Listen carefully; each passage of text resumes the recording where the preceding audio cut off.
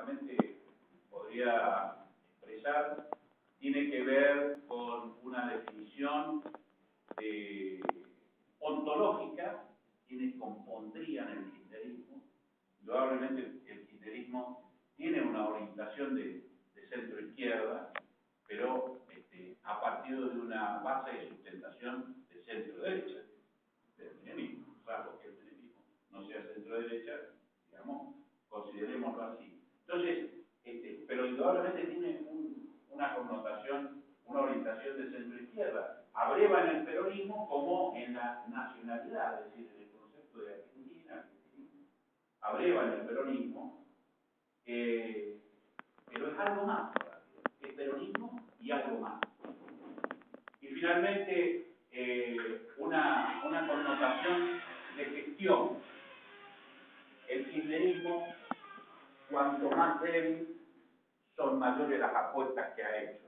Cuando peor le fue electoralmente al kirchnerismo fue cuando se desafió a sí mismo y desafió al país en el debate de la ley de medios audiovisuales, con la estatización de las AFJP y otras medidas que tienen que ver con estas grandes apuestas y estas grandes medidas, esto es mi concepto, que tomó el kirchnerismo, aún en los momentos de más debilidad. Lo que en otro hubiera significado retrotraerse o tratar de negociar con los que habían ganado en esa oportunidad, el kirchnerismo apostó por más. Y en esto de apostar por más, también hay toda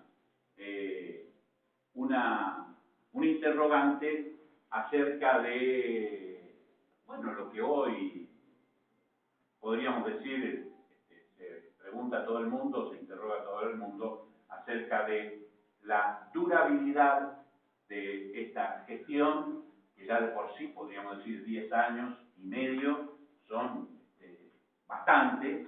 Va a terminar Cristina su mandato con 12 años, una era, un ciclo que nadie hubiera podido presumirlo a partir del primer resultado electoral del kirchnerismo, el 22%. Sin embargo, nos ha sorprendido y en esta durabilidad, bueno, ¿cómo sigue? ¿Cómo debería seguir? O cómo evoluciona este fenómeno político. Bueno, esta es la primera, llamémosle así, el primer interrogante, la primera disputa como para debatir que plantea Gianni, y yo, transcurriendo por lo que más me gusta del libro, creo que hay un capítulo que, para mi gusto, nos plantea o de alguna forma el esbozo de una respuesta a lo muchas veces difundido. Las dos Argentinas. Las dos Argentinas es apenas un capítulo, pero me parece que es muy importante cómo lo expresa Gianni y lo que nos plantea, ¿no?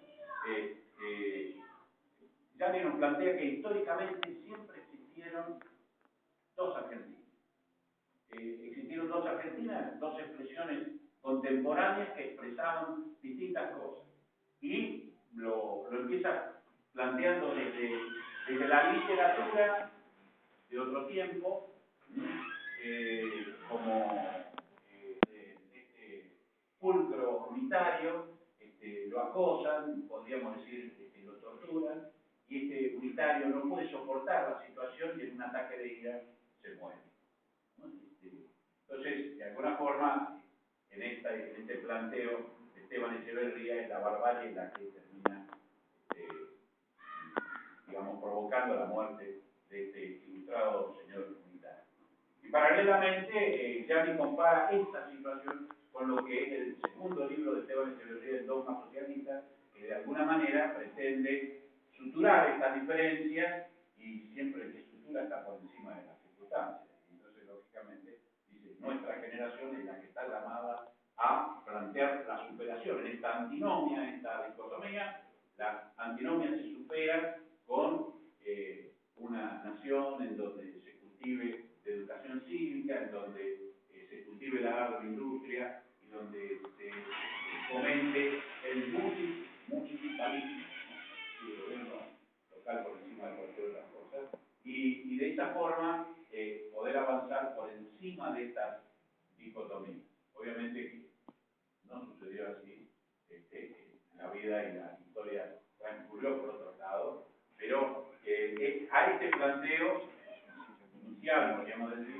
Gianni dice, esto está expresado así, también en un cine más contemporáneo está planteado en una película más reciente que se llama El hombre de al lado, en donde se vuelve a enfrentar, si se quiere, la barbarie, la incultura de un hombre que pretendía abrir la ventana sobre la pared medianera de la casa de un culto hombre de negocios porteño, podríamos decir un cabecita negra y un porteño ilustrado, que se enfrentan en la disputa de esta ventana que quería abrir el hombre de cabecita negra, transgrediendo las normas del urbanismo, pero más que eso, él argumentando que solo pretendía un poquito de sol, un solcito, como para poder matear en su patio, y bueno, con esa excusa pretende esta ventana que este hombre porteño ilustrado entiende como todo un agravio, y en esa disputa está cuando lo encuentra un asalto al porteño ilustrado, que encuentra también la solidaridad del vecino de Cabecita Negra que lo viene a ayudar. Los ladrones lo hieren muy de muerte al Cabecita Negra, y este hombre ilustrado, viéndolo herido y en esas circunstancias próximas a la muerte, dice: me elimino el problema si elimino a mi enemigo, y lo deja morir. Y de esa forma es ahora al revés, a diferencia del Matadero, es ahora al revés, como esta antinomia se ha llevado por delante a la solución del problema, más allá de lo que hubiera pretendido tal vez Esteban Echeverría. Y termina planteando esta dicotomía de las dos Argentinas con otra película de un cordobés que también hace el mismo planteo, se llama De Caravana, en donde habla de un fotógrafo ilustrado, podríamos decir un pequeño burgués, que decide adentrarse en el mundo del cuarteto en Córdoba, el mundo de la bailanta y el cuarteto, que es una expresión cultural y musical bastante precaria, primaria, podríamos decir, poco culta, y siguiendo a una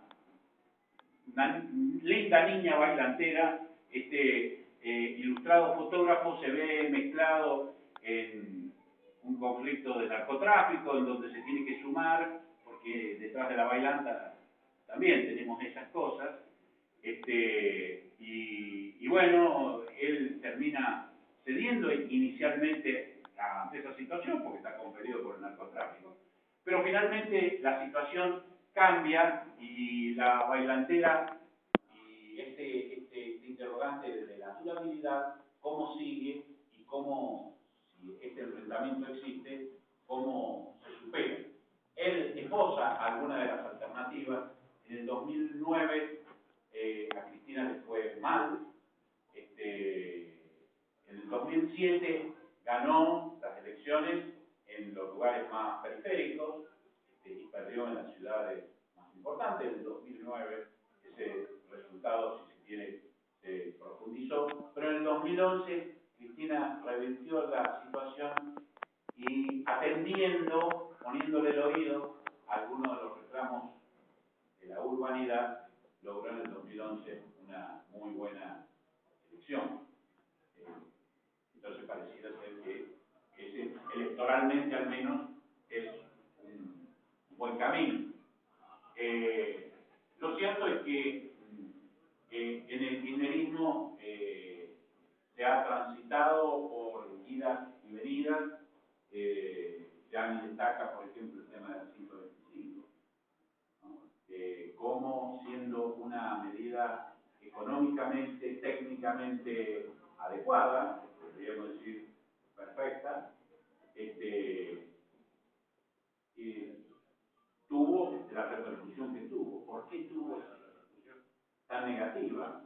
Que significó hacia adentro, la primera víctima de la 125 es el peronismo, que se divide, no tiene capacidad de respuesta y el peronismo se divide. Y bueno, todo el enfrentamiento que se produce por no haberse dado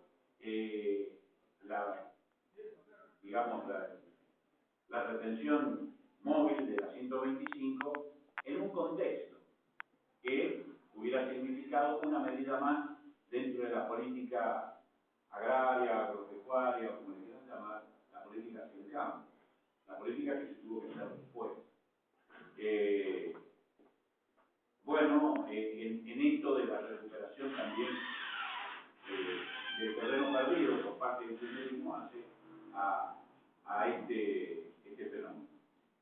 No quiero profundizar mucho más, simplemente quisiera de alguna forma volver a esto de, como dice Gianni, ponerle el oído a las cacerolas.